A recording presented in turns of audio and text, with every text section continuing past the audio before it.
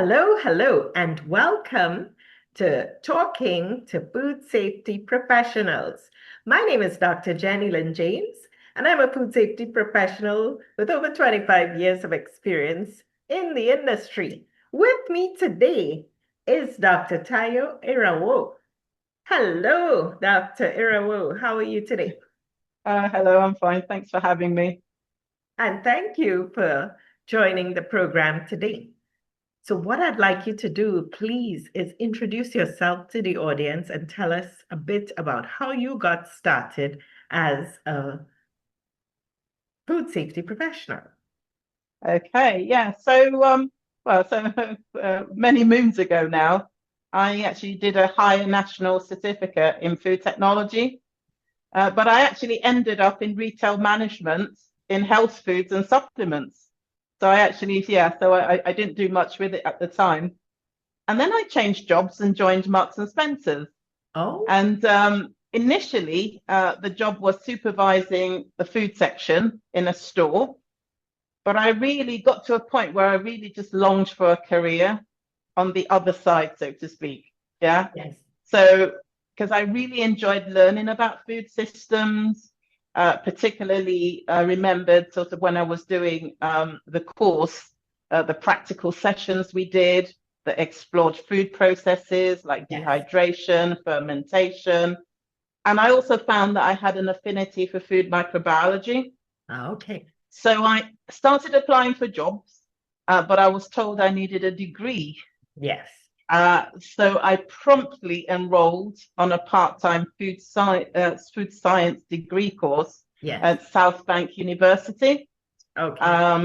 And it was in the second year of my degree, I was offered a trainee technologist role at Marks and Spencer. Okay. And the rest, as they say, is history. Yes. So you've been in the industry for over 25 years. Tell me Yes. about some of the roles that you've held over the years.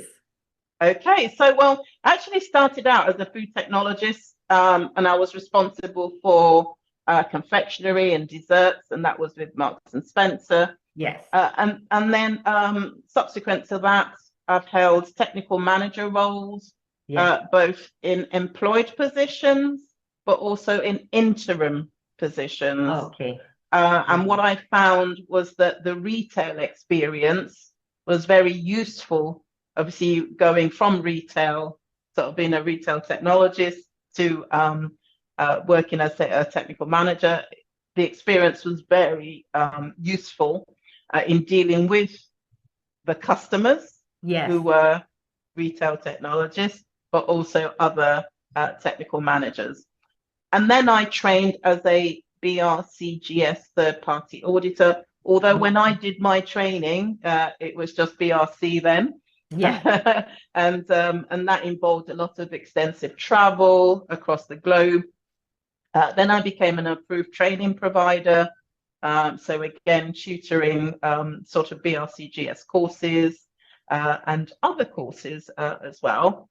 And my industry experience has proved invaluable in my role as an associate tutor at Cardiff Met University, Okay. teaching, where I teach global food quality management systems. And it was at that university that I got my doctorate in Okay. food safety culture. So yeah, And so so that's your kind of your PhD focused in which area? food safety culture Right. and food service, concentrating really on micro and small to medium sized food service businesses in the UK. In the UK. Yes. Excellent. And what do you see as some of the current challenges food safety? I suppose, where do I start? Well, I think the global supply chain, the complexity of that, Yes. with the globalization of food supply chains that potentially can increase the risk of contamination, but also can complicate things like traceability. And as we know, contamination is a serious problem at all phases, really, of the supply chain, including manufacturing, processing, transport, and also consumption. well, with the movement of people and food products across borders, can contribute to the spread of pathogens.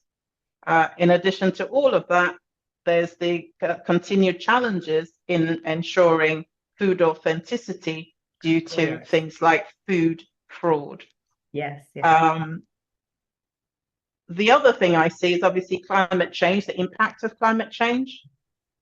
So with the effects of agricultural practices can lead to new food safety issues. For example, things like increased pest prevalence, for example.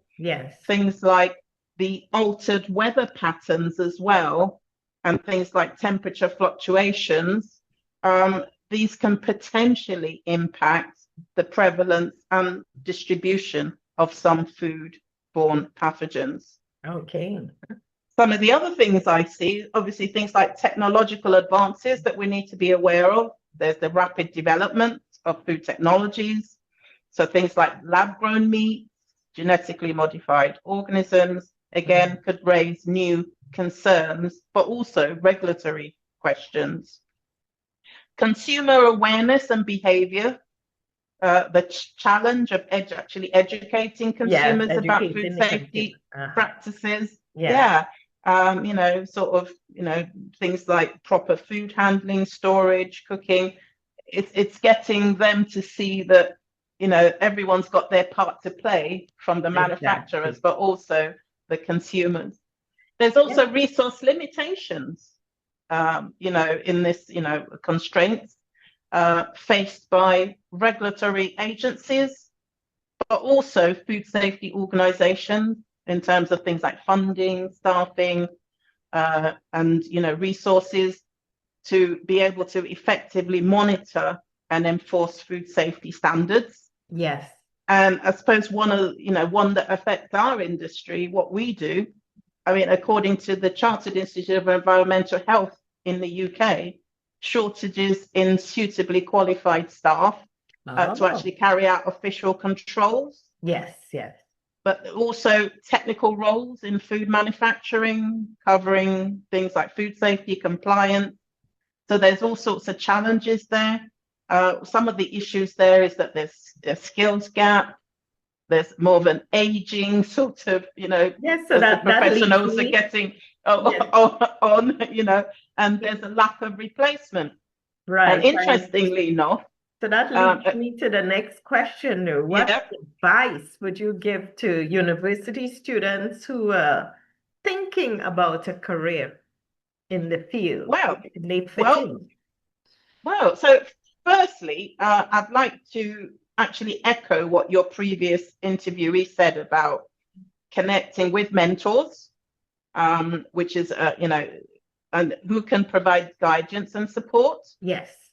Also, addition to things like networking, seize opportunities to network with professionals in the field, but also joining relevant associations and attending things like events as well, industry events would be very useful. And then you can see. It's also important to maybe gain practical experience through maybe things like internships. Or even some entry-level positions that might not look so attractive, because that gives you real-world experience. And that will give you valuable insight to enhance, kind of understanding the industry. Also, to think about and more of a sort of interdisciplinary approach, because the industry has various disciplines, from chemistry, engineering, nutrition, and things like that. So kind of try and develop a broad, knowledge really, a knowledge base, and also consider some collaboration. Other things to consider: soft skills.